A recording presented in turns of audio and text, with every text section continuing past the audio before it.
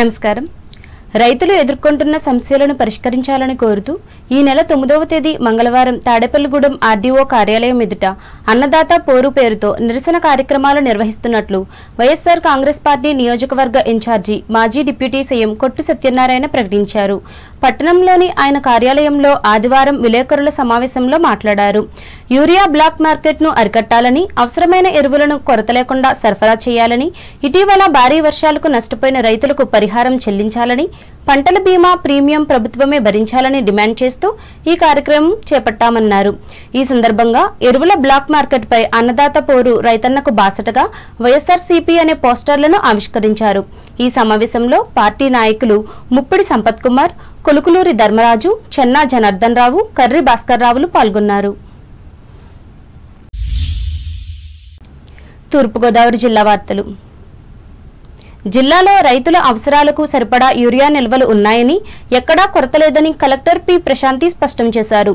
తూర్పుగోదావరి జిల్లా కొవ్వూరు మండలం పసివేదల ప్రాథమిక వ్యవసాయ సహకార సంఘంలో ఆదివారం కలెక్టర్ రైతులతో సమావేశం నిర్వహించి మాట్లాడారు.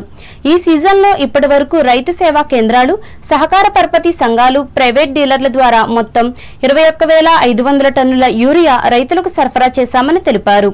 రైతులు తొందరపడి యూరియా నిల్వ చేసుకోవాల్సిన అవసరం లేదని, అక్టోబర్ చివరి వరకు సరఫరా నిరంతరాయంగా కొనసాగుతుందని పేర్కొన్నారు.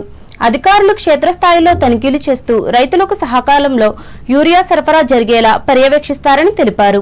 ఈ కార్యక్రమంలో ఆర్డీఓ కె రాణి సుస్మిత, జిల్లా సహకార శాఖ అధికారి ముల్లపూడి వెంకటరమణులు పాల్గొన్నారు.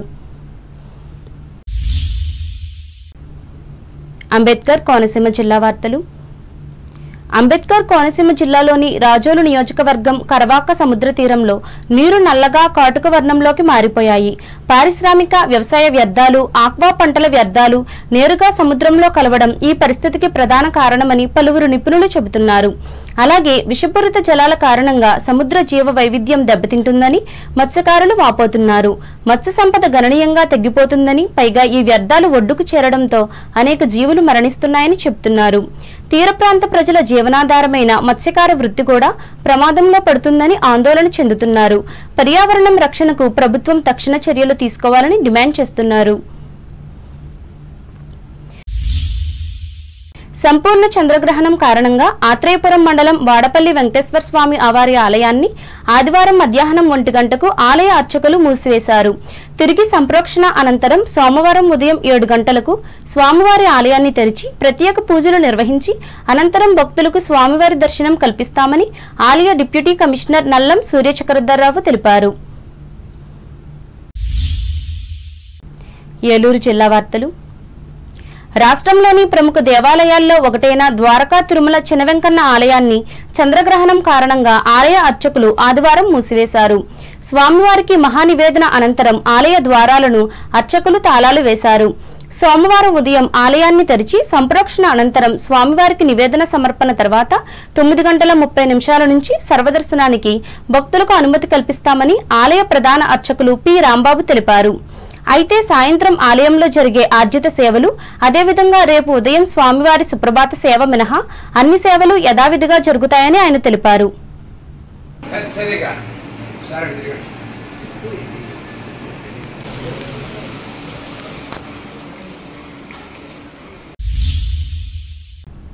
వార్తలు ముగించే ముందు ముఖ్యాంశాలు మరోసారి. కాళ్ల మండలం కోపల్లె గ్రామ సొసైటీ బ్యాంకును ఆకస్మికంగా తనిఖీ చేసిన పశ్చిమ గోదావరి జిల్లా కలెక్టర్ నాగరాణి ఎరువుల వినియోగాన్ని తగ్గించి దిగుబడులను పెంచుకోవాలని హితవు. తణుకులో ఎస్సీ సంక్షేమ హాస్టల్ పునర్నిర్మాణానికి శంకుస్థాపన చేసిన ఎమ్మెల్యే రాధాకృష్ణ ప్రెస్ మీట్లో యూరియా కొరతపై జరుగుతున్న అసత్య ఆరోపణలకు ఖండన. యూరియా కోసం 9వ తేదీన జరిగే ధర్నాలో పాల్గొనాలి, రైతులకు తణుకులో విజ్ఞప్తి చేసిన రాష్ట్ర మాజీ మంత్రి వెంకటనాగేశ్వరరావు. తణుకు మానవతా స్వచ్ఛంద సేవా సంస్థ అభివృద్ధికి 3 లక్షల రూపాయలు విరాళమిచ్చిన దాత చిట్టూరి సుజాత జన్మదిన వేడుకల్లో బలహీనులకు సహాయం అందజేత. ఏ ప్రయోజనం ఆశించకుండా ఉచిత వైద్య సేవలు అందిస్తున్న పెద్దకృష్ణరాజును ఆరుగొలను గ్రామంలో ఘనంగా సన్మానించిన ప్రజలు.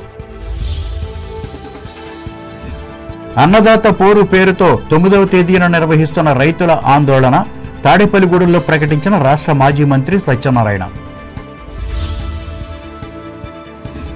తూర్పుగోదావరి జిల్లాలో రైతుల అవసరాలకు అనుగుణంగా ఉంచిన యూరియా నిల్వలు కొవ్వూరు మండలంలో వెల్లడించిన జిల్లా కలెక్టర్ ప్రశాంతి.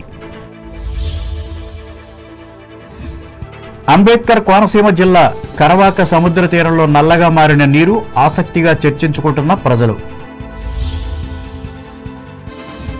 చంద్రగ్రహణం కారణంగా ద్వారకా తిరుమల చినవెంకన్న ఆలయాన్ని ఆదివారం మూసివేసిన ఆలయ అధికారులు సోమవారం యథావిధిగా కొనసాగనున్న స్వామివారి సేవలు. ఈ వార్తలు ఇంతటితో సమాప్తం. నమస్కారం.